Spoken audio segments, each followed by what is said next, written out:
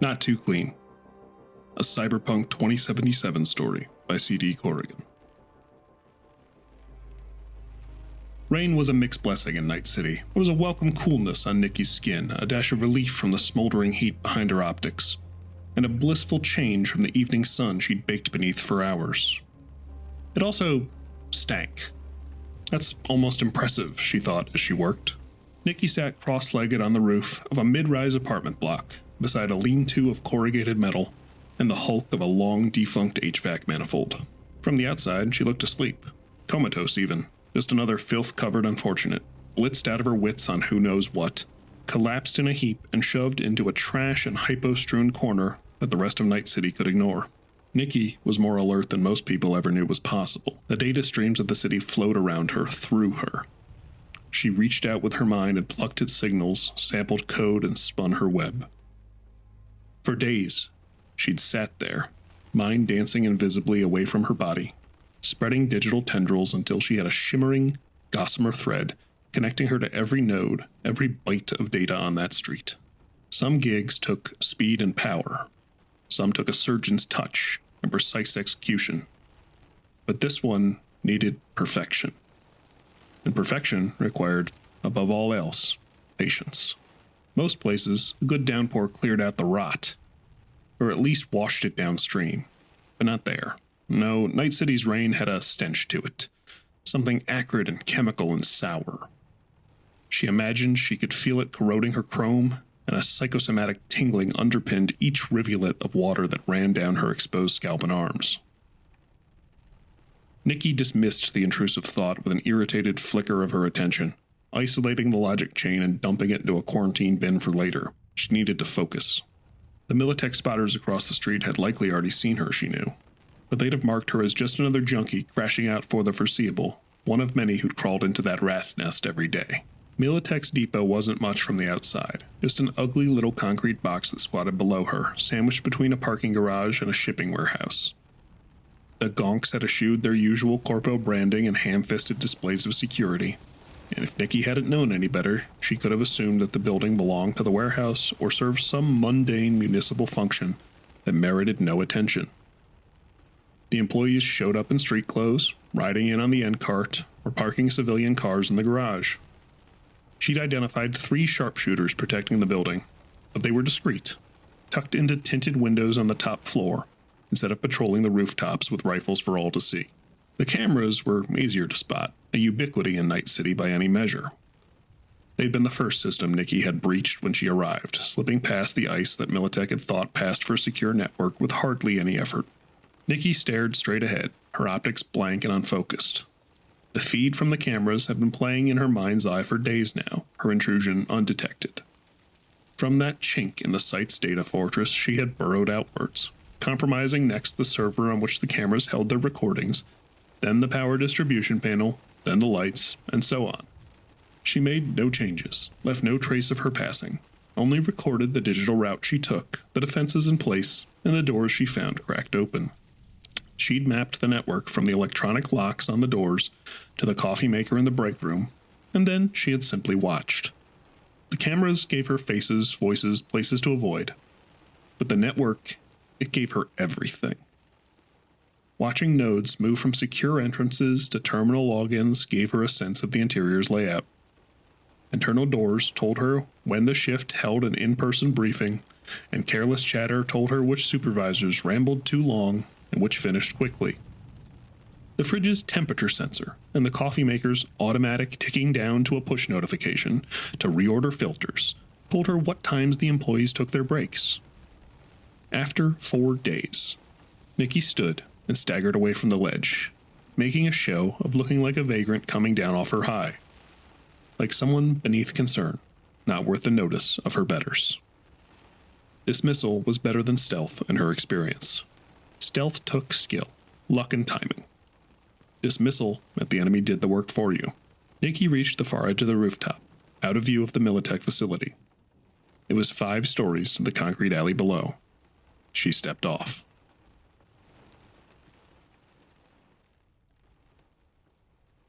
Her cyberware kicked into gear with a thought, Her shin split open along hidden seams as she fell, exposing bundles of artificial muscle and dampening mechanisms. They linked to the sensor suite in her cranial implants to track her velocity, altitude, and distance to ground.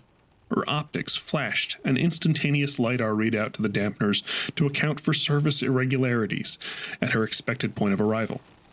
She linked her arm servos to the sensors in her inner ear and the gyroscope set between her shoulder blades, allowing them to act as automated countermass to keep her falling upright. This all took less than 1,000th of a second. In 2.5 seconds, she hit the ground, the chrome in her legs pre-calibrated to absorb and dissipate the impact in a soft whine of motors and controlled compression. The rustle of her oversized coat in the wind made more noise than the sound of her impact. After a brief moment for her systems to reset themselves, she walked away like she stepped off an elevator. She pulled up Kilo's contact in her holo and composed a message as she walked. Attention! A shipment has been created in the system. You will receive tracking data once your package is en route. Thank you for choosing Night City Express Delivery Services. It took effort not to roll her eyes when she saw him composing a response. About time. I was about to hire the gig out to some other gonk. You're lucky Santo vouched for you. Nikki fought down a wave of irritation. The point of a coded communique was to speak in code. Too many people thought their holos were impervious. Nothing on the net is impervious. This is an automated inbox, She fired back. Please do not reply. Sure, whatever, Choom. Remember, not too clean. This is an automated inbox. Please do not reply. He started to reply again, but she purged the link and scrapped the contact protocol. It wasn't the first time a second-rate fixer's carelessness had compromised one of her proxies. She had plenty of alternates. It just meant that Kilo would be in the dark until she was done. His loss. She started queuing up daemons as she came around the corner, overlaying the network map she'd spent days building atop her optics. Nodes overlaid every pedestrian, passing car, and light switch within 3 blocks.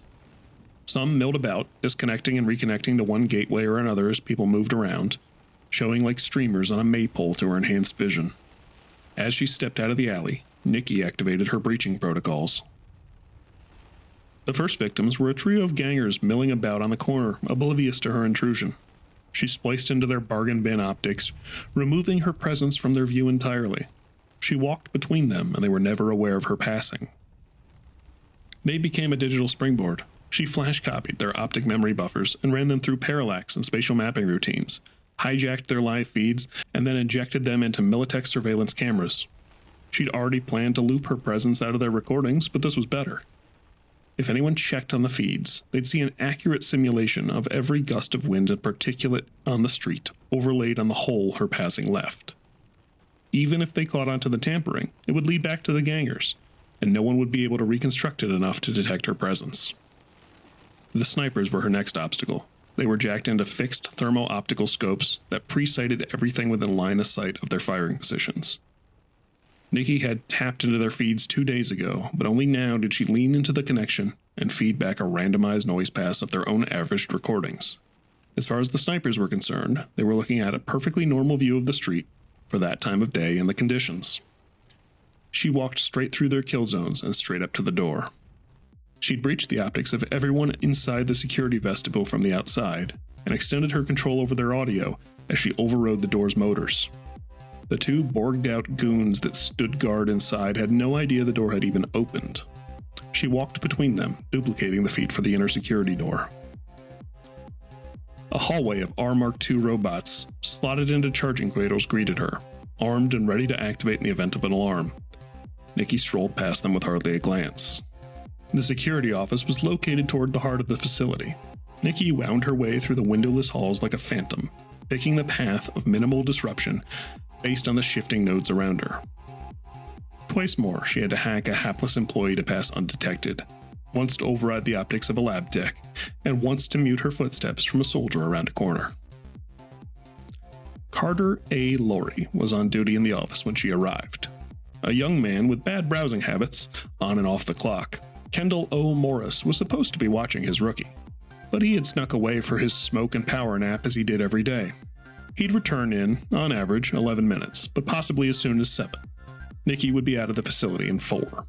As the door slid open, Nikki activated the viral package she'd inserted into Carter's illicit downloads 3 days ago. It was a nasty Arasaka special she'd boosted from another runner years back. It severed all links between his operating system, cyberware, and his Ganic body, flash overloading his internal connectors in bursts of scattered internal light and a faint aroma of singed meat. It would take a week at a decent Corpo Ripper dock to put him back together. In the meantime, Carter's awareness more or less ended at the brainstem, but his sympathetic nervous system was untouched, and so his vitals stayed stable, if stressed. Neither internal personnel monitors nor any trauma team subscription would be triggered until Kendall returned to find his charge, burned out and slumped over at his terminal. What happened to Carter next was entirely up to the goodwill of his coworkers and employer. Having seen enough of Carter's habits to craft her Trojan, Nikki didn't much care if they left him that way. She reached over Carter and unspooled her personal link from her wrist, jacking into the security terminal. This was the most dangerous part of the plan. Militech had a dweller in-house, a netrunner plugged into their network practically full-time. She knew precious little about him. Anything more than passive observation of his activities had carried too great a risk of blowing her plan before she'd even walked in the door.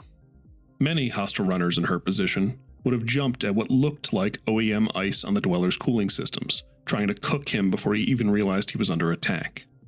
Nikki spotted the trap for what it was, an elegant proxy, worked into the network as the most mundane oversight possible.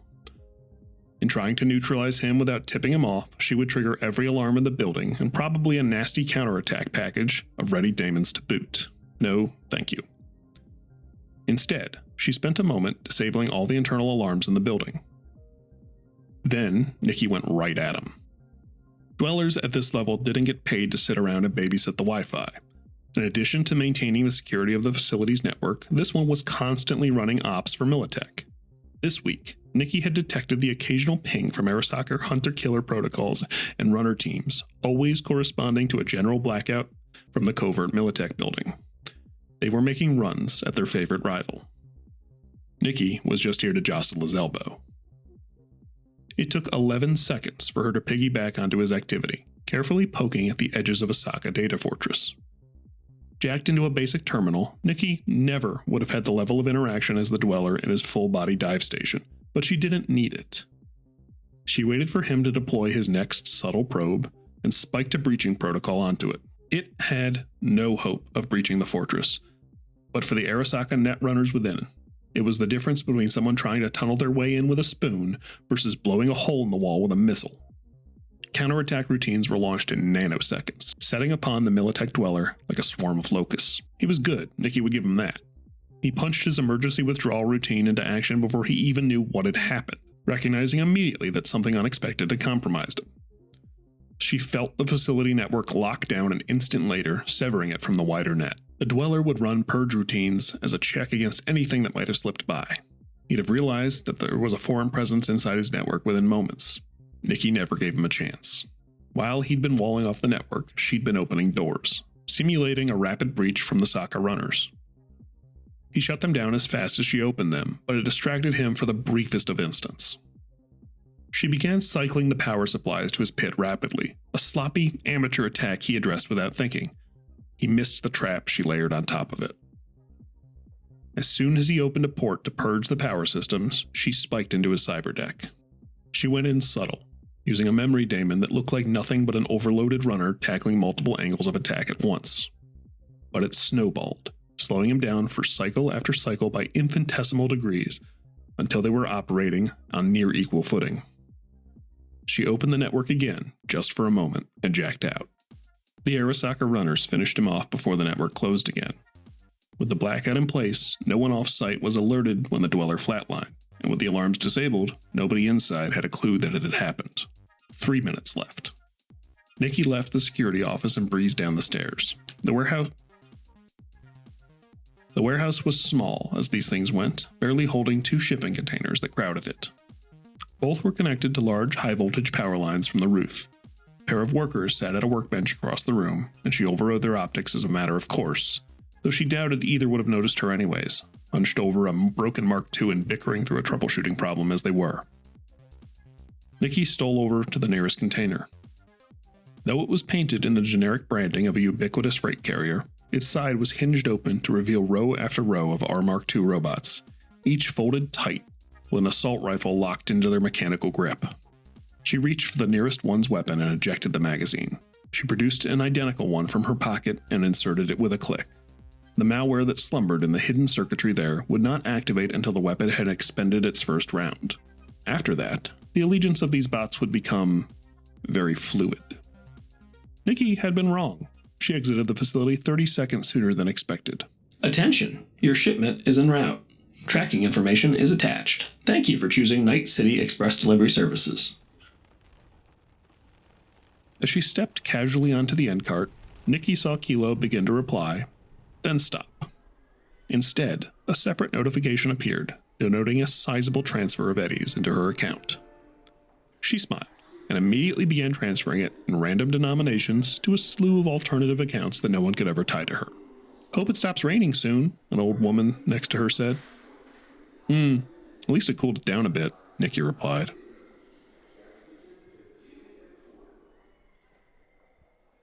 Thank you for joining me for a little cyberpunk fanfic this week. 2070, I've been playing through Phantom Liberty again. Say what you will about the launch, but I think 2077 might be one of my favorite games of all time. Previously, that spot was held by The Witcher 3, so like CDPR. Woo! You ever want someone to write fiction for you? Hit me up. I am CD Corrigan. I am an author. I am an artist. I am a game developer myself, although I stick to the tabletop rather than the digital world. All my info can be found down below. If you enjoyed that, give it a like, give me a subscription. We do an actual play show here on the channel as well. I do some other stuff like this from time to time. We've got a podcast version of the show, all that good stuff.